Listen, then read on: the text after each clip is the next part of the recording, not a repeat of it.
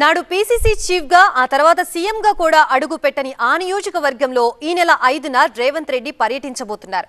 ఇంతకాలం ముఖ్యమంత్రిని లైట్ తీసుకున్న ఆ ఎమ్మెల్యే ఇప్పుడు సైలెంట్ అయినట్లేనా? ఎమ్మెల్యే ముఖ్యమంత్రి మధ్య సయోధ్య కుదిరినట్లేనా? ఆ మాతృమూర్తి మరణమే వారిని ఒకటయ్యేలా చేసిందా? ప్రజాపాలన విజయోత్సవాల్లో భాగంగా జిల్లాల పర్యటనకు శ్రీకారం చుట్టిన సీఎం రేవంత్ రెడ్డి ఈ నెల 5న వరంగల్ జిల్లా నర్సంపేటకు రాబోతున్నారు.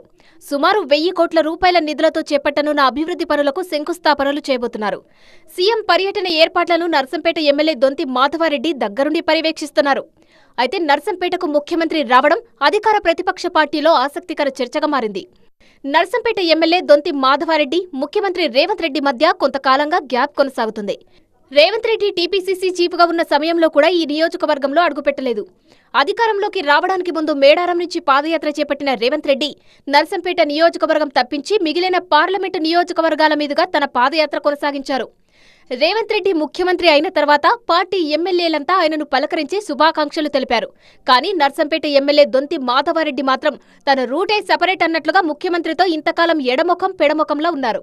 ఒక్కసారి కూడా రేవంత్ను దొంతి కలిసిన సందర్భం లేదు.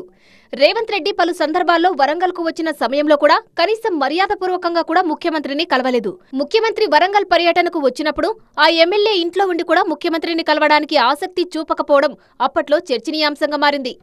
కొద్ది రోజుల క్రితం ఎమ్మెల్యే దొంతి మాధవారెడ్డి తల్లి మరణం నేపథ్యంలో ముఖ్యమంత్రి స్వయంగా వరంగల్కు వచ్చి ఎమ్మెల్యే దొంతి మాధవారెడ్డి కుటుంబాన్ని పరామర్శించారు. కుటుంబ సభ్యులతో కలిసి భోజనం చేసి పలకరించారు. అప్పటి నుంచి ఎమ్మెల్యేకు ముఖ్యమంత్రికి మధ్య అంతరాలు తొలగిపోయినట్లయింది. ఈ నేపథ్యంలో ముఖ్యమంత్రి రేవంత్ రెడ్డి తొలిసారి నర్సంపేటకు వస్తున్నారు.